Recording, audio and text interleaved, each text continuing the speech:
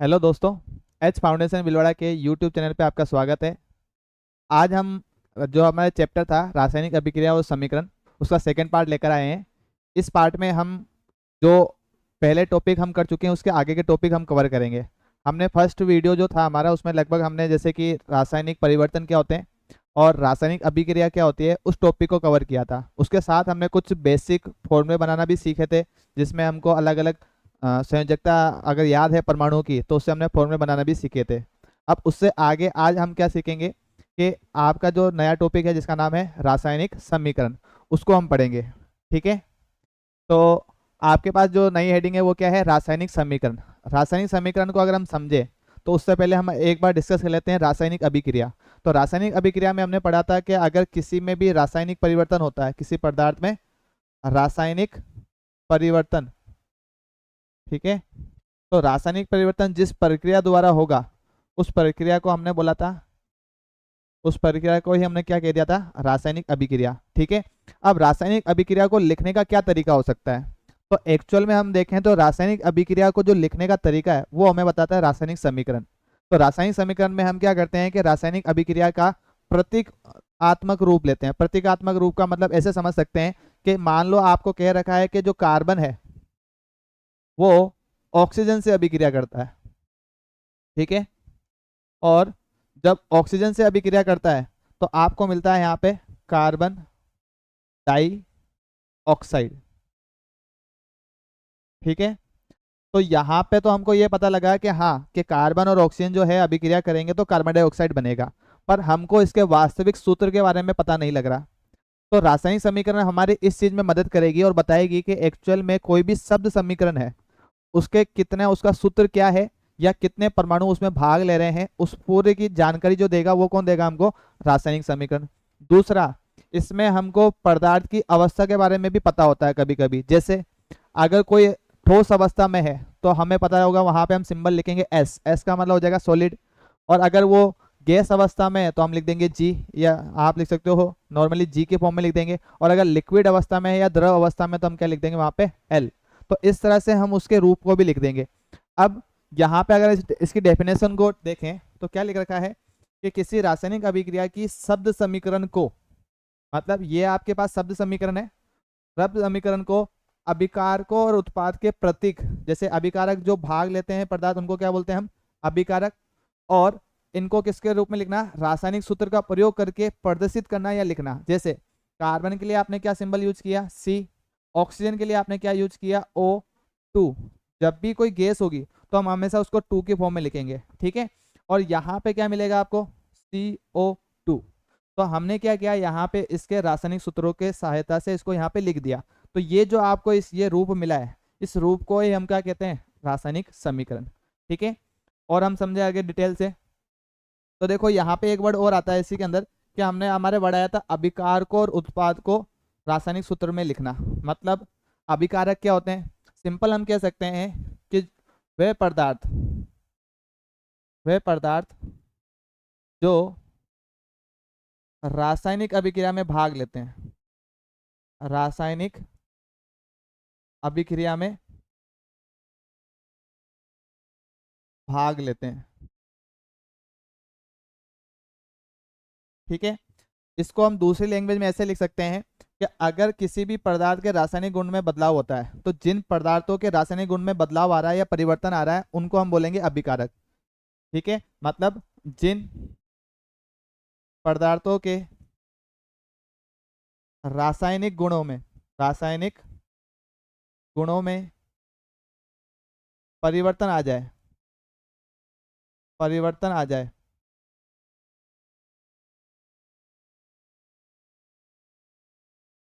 रासायनिक गुणों में परिवर्तन आ जाए, तो उन पदार्थों को हम क्या कहेंगे? अभिकारक कहेंगे। एग्जाम्पल समझ सकते हैं हम, जैसे आपके पास है हाइड्रोजन गैस, आपके पास है ऑक्सीजन गैस। ठीक है, यहाँ पर जो आपको मिलेगा जब ये अभिक्रिया होगी तो क्या मिलेगा आपको? H2O जल मिलेगा। ठीक है, अब जो ये जल मिल रहा है ये कब मिल रहा है? जब आपके H2 और O2 के जो गुण थे उनमें बदलाव आ गया। तो जिनमें बदलाव आया वही पदार्थ आपके क्या कहलाएंगे? अभिकारक। ठीक है, फिर आपके एक लिख रखा है उत्पाद। उत्पाद का मतलब क्या हुआ कि जिन पदार्थों में आपके जब परिवर्तन आएगा और परिवर्तन आने के बाद जो पदार्थ मिल रहा है, जो नए गुण वाला पदार्थ मिल रहा है, उस नए गुण वाले पदार्थ को आप क्या कहोगे? उत्पाद कहोगे। ठीक है, मतलब सिंपल हम कह सकते हैं कि जो भी अभिक्रिया में भाग लेते हैं या जिनके रासायनिक गुणों में परिवर्तन होता है उनको तो हम कह देते हैं अभिकारक। और जब अभिक्रिया संपन्न हो जाती है, पूरी कंप्लीट हो जाती है, और उसके बाद जो हमको पदार्थ मिलता है उस पदार्थ को हम क्या कह देते हैं? उत्पाद कह देते हैं। और एग्जाम्पल देख सकते हैं हम बहुत सारे, जैसे आपके पास है हाइड्रोजन और आपके पास है क्लोरीन।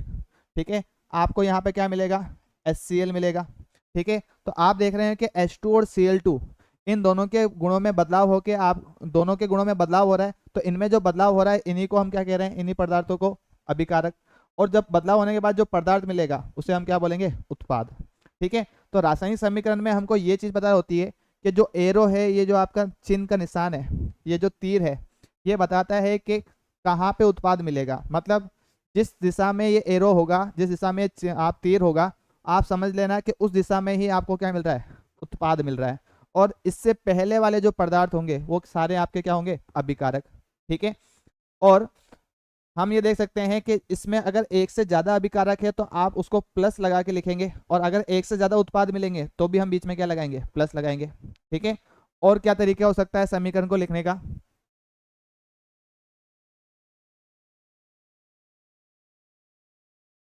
ठीक है, समीकरण लिखते समय जब हम बोलते हैं कि हमने बोला कि ये कार्बन था, या फिर आप देख लो ये एक ऑक्सीजन था, और दोनों अभिक्रिया करने के बाद क्या दे रहे हैं आपको? CO2। ठीक है, हमको पता है ये दोनों आपके क्या हैं?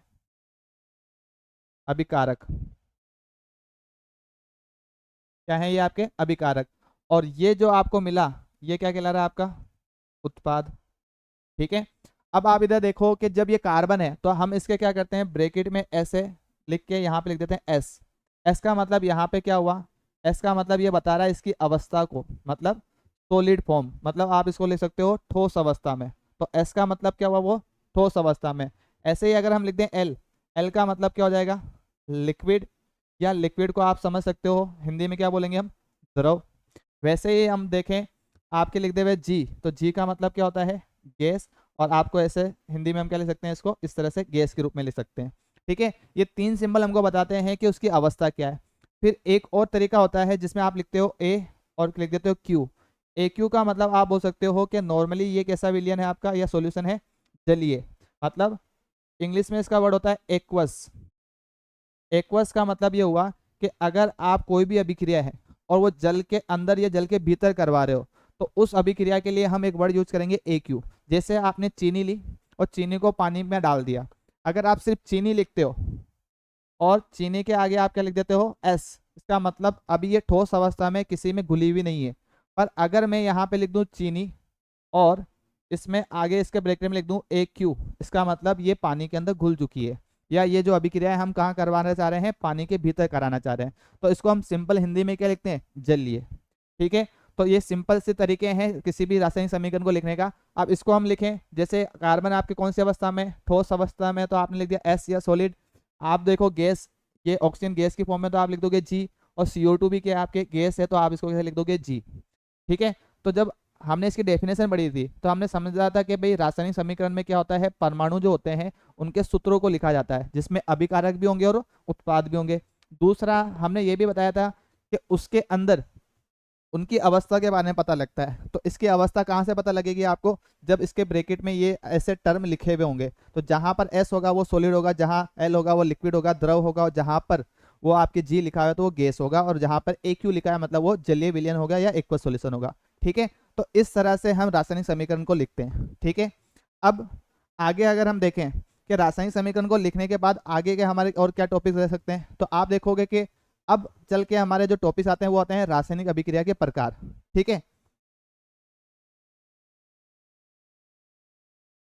क्या आएंगे आपके? रासायनिक अभिक्रिया के प्रकार। अब रासायनिक अभिक्रिया जो है मेनली अपन ने अलग अलग भागों में विभाजित कर रखी है। जैसे अभिकारक जुड़कर अगर एक ही उत्पाद बना रहे हैं तो हम उसको बोलते हैं संयोजन अभिक्रिया, या फिर टूट रहे हैं तो हमने बोल दिया वियोजन अभिक्रिया, या फिर कहीं पे किसी परमाणु का विस्थापन हो रहा है तो आप उसे बोल सकते हो विस्थापन अभिक्रिया, या दो बार विस्थापन हो रहा है तो आप बोलोगे द्विविस्थापन। किसी में ऑक्सीजन जुड़ता है तो आप बोल दोगे ऑक्सीकरण, किसी से ऑक्सीजन हटता है तो आप बोलोगे अपचयन। तो इस प्रकार से हमने अभिक्रिया को क्या कर रखा है, अलग अलग भागों में बांट रखा है। उसमें सबसे पहले हमारे पास जो अभिक्रिया है वो कौन सी है, रासायनिक अभिक्रिया में हम देखें तो संयोजन अभिक्रिया। कौन सी अभिक्रिया आपके, संयोजन। इस संयोजन अभिक्रिया में अगर हम देखें तो संयोजन का मतलब क्या होता है, देखो योजन का मतलब होता है जुड़ना और सह का मतलब होता है किसी के साथ जुड़ना।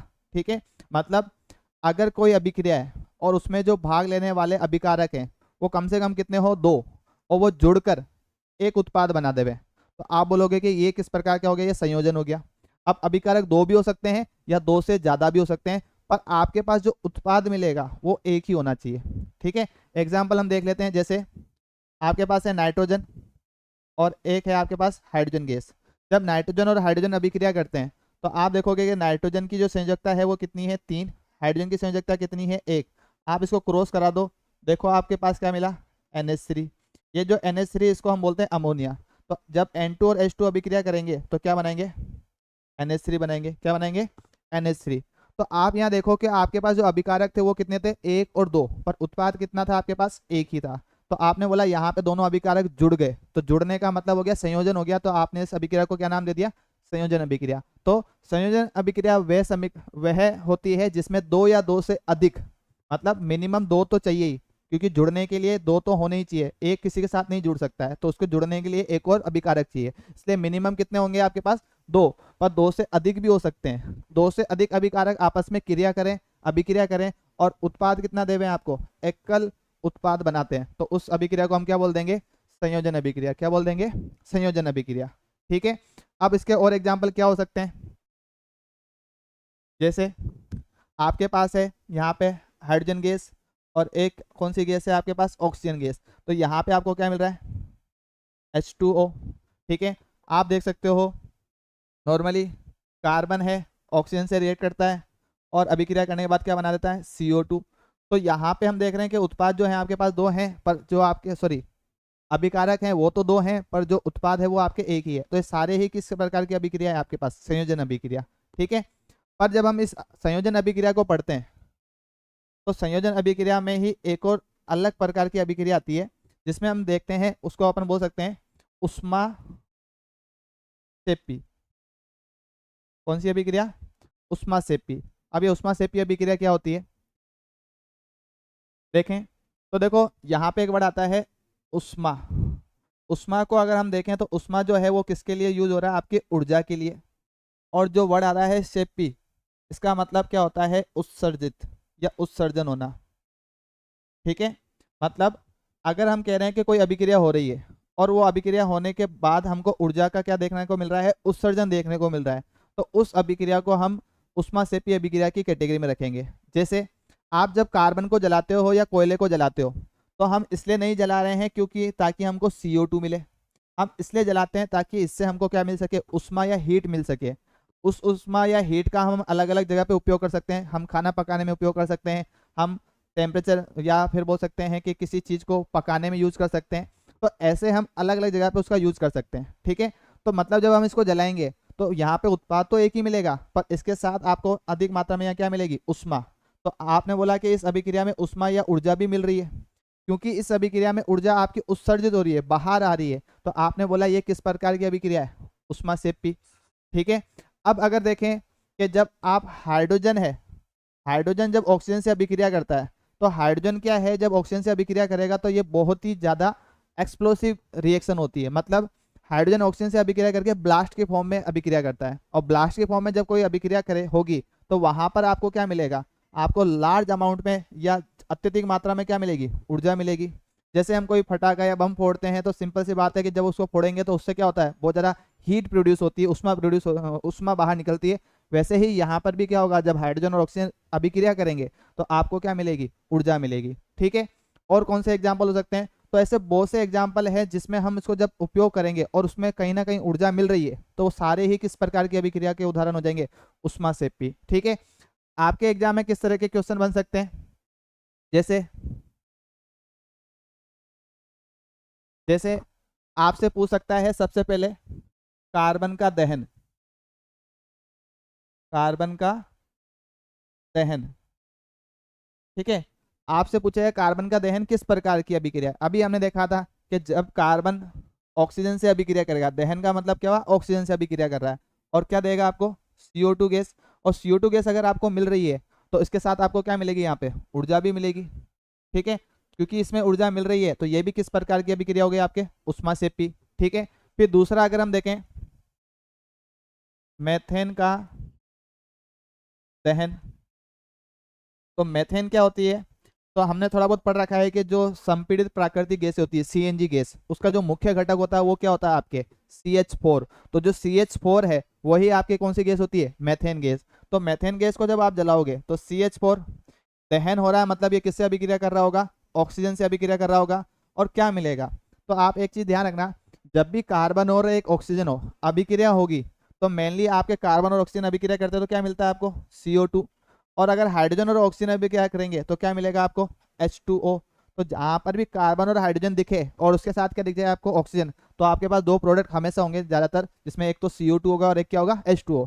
और जब ये मेथेन गैस जलती है तो इसमें भी क्या मिलती है आपको, ऊर्जा मिलती है या ऊर्जा प्राप्त होती है। तो आप बोल सकते हैं कि ये भी किस प्रकार की अभिक्रिया हो गई आपकी, उष्मासेपी। फिर तीसरा अगर हम उदाहरण देखें, ठीक है, कार्बन का दहन हो गया, मेथेन का दहन हो गया, और आप देखें जैसे कि वनस्पति का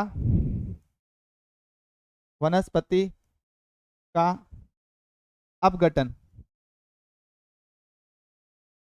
ठीक है, अगर वनस्पति है मतलब आपके कोई पेड़ पौधे हैं या जो सब्जियां हैं वो समय के साथ क्या हो जाए, सड़ने लग जाए और उनका अपघटन होने जाए। अपघटन का मतलब होता है टूटना।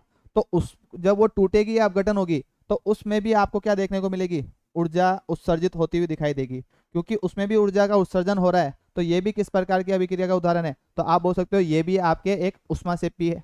ठीक है, फिर लास्ट हम देखें, जैसे आपके एक वर्ड आता है श्वसन। तो श्वसन का मतलब ये होता है, जब हम पढ़ेंगे अब 5th चैप्टर भी पढ़ेंगे, श्वसन का मतलब होता है कि ऑक्सीजन की उपस्थिति में ग्लूकोज का, ऑक्सीजन की उपस्थिति या ऑक्सीजन की अनुपस्थिति में ग्लूकोज का टूटना। तो जब ग्लूकोज टूटता है तो टूटने के साथ क्या करता है, बहुत ही अधिक मात्रा में ऊर्जा प्रदान करता है, जो हमारे शरीर के लिए विभिन्न क्रियाओं करने के लिए आवश्यक होती है। ठीक है, तो जब हम श्वसन कर रहे हैं तो श्वसन में क्या होगा कि आपके शरीर में जो है या कोशिकाओं में वो क्या उपस्थित होता है, ग्लूकोज। ठीक है, ये ऑक्सीजन से अभिक्रिया करेगा और अभिक्रिया करने के दौरान क्या प्राप्त देगा आपको, CO2 H2O। ठीक है, ये तो हम बाहर कर देंगे क्योंकि ये वेस्टेज है हमारे लिए, अपशिष्ट है, तो उसको हम वापस बाहर भेज देते हैं। तो बचता क्या है हमारे शरीर में, ऊर्जा। इस ऊर्जा का उपयोग हम पूरे अपने जितने भी कार्य हैं उसमें करते रहते हैं, क्योंकि इन सब में अगर हम देखें तो एक चीज हमको कॉमन दिख रही है कि सब में ही कहीं ना कहीं ऊर्जा का उत्सर्जन हो रहा है। तो जहां पर भी ऊर्जा का उत्सर्जन होगा उसको हम एक ही कैटेगरी में रख देंगे, उष्मासेपी अभिक्रिया। ठीक है, तो आपके पास ऑप्शन में आ सकता है कि आपसे तीन कहीं पे बोल दे कि इनमें से कौन सी उष्मासेपी अभिक्रिया नहीं है, तो हो सकता है कि तीन कोई इसमें से दे दे, एक कोई अलग दे देवे। या फिर आपसे पूछ सकता है इनमें से कौन सी उष्मासेपी अभिक्रिया है, तो आपसे क्या पूछ सकता है कि उसमें कोई एक अभिक्रिया जो है वो इस तरह की दे दे, बाकी तीन अलग दे दे। तो इस प्रकार से अपन पढ़ सकते हैं कि उष्मासेपी अभिक्रिया क्या होती है। ठीक है, तो अभी हमने क्या पढ़ा, सबसे पहले संयोजन अभिक्रिया। संयोजन अभिक्रिया हमको समझ में आ गई कि जब दो या दो से अधिक अभिकारक होते हैं और जब जुड़ेंगे तो एकल उत्पाद मिलेगा, और एकल उत्पाद मिलेगा तो उस अभिक्रिया को हम बोल देंगे संयोजन अभिक्रिया। ठीक है, और अगर हम बोल रहे हैं कि अगर अभिकारक के मतलब उत्पाद के साथ हमको ऊर्जा भी प्राप्त होती है तो हमको उस अभिक्रिया को हम क्या कहेंगे, उष्मासेपी अभिक्रिया कहेंगे। ठीक है, अब आगे देखें हम, आगे क्या है आपके पास,